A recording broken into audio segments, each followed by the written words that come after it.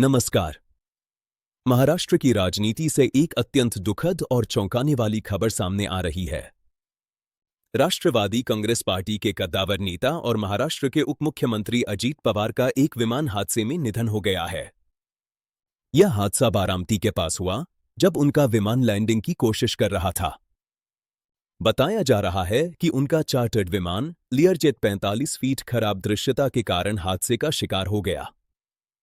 विमान में सवार सभी 5 लोगों की इस दर्दनाक हादसे में मौत हो गई है।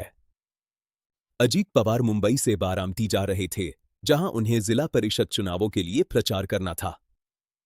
अजीत पवार महाराष्ट्र की राजनीति का एक ऐसा चेहरा थे जिन्होंने 4 दशकों तक राज्य की सेवा की। वे रिकॉर्ड 6 बार महाराष्ट्र के उप मुख्यमंत्री रहे, जो उनकी राजनीतिक ताकत का प्रमाण है। प्रशासन पर उनकी जबरदस्त पकड़ और काम करने के उनके अनूठे अंदाज के लिए वे हमेशा याद किए जाएंगे। हादसे के तुरंत बाद नागरिक उड्डयन महानिदेशालय यानी डीजीसीए ने जांच के आदेश दे दिए हैं। उनके गृह नगर बारामती में सन्नाटा पसरा हुआ है और लोग अपने दादा को याद कर रहे हैं।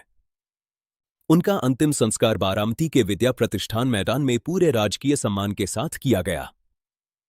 प्रधानमंत्री नरेंद्र मोदी और अमित शाह समेत देश के दिग्गज नेताओं ने उन्हें भावभीनी श्रद्धांजलि दी है। उनके चाचा शरद पवार ने इस दुख की घड़ी में परिवार को मजबूती से थामे रखा है। महाराष्ट्र के विकास में उनका योगदान, विशेषकर बुनियादी ढांचे और वित्त के क्षेत्र में, अतुलनीय है। वे एक अनुभवी वित्त मंत्री थे और अपनी मृत्यु के समय वे अपना 12वां बजट पेश करने की तैयारी कर रहे थे।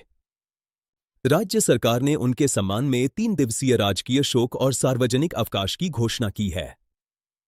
अजीत पवार को उनकी स्पष्टवादिता और आम लोगों के साथ उनके सीधे जुड़ाव के लिए जाना जाता था।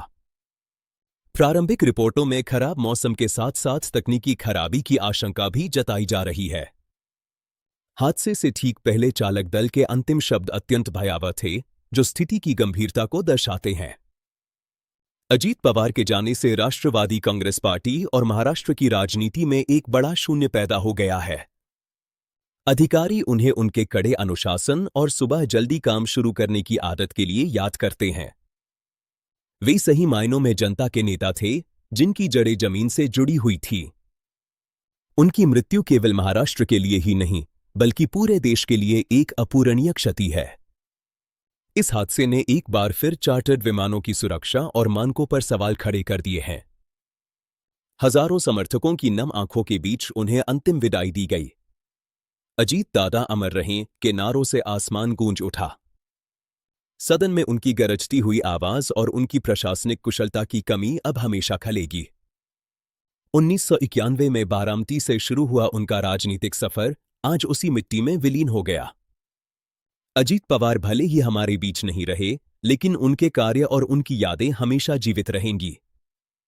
ईश्वर उनकी आत्मा को शांति दे और उनके परिवार को यह अपार दुख सहने की शक्ति प्रदान करे।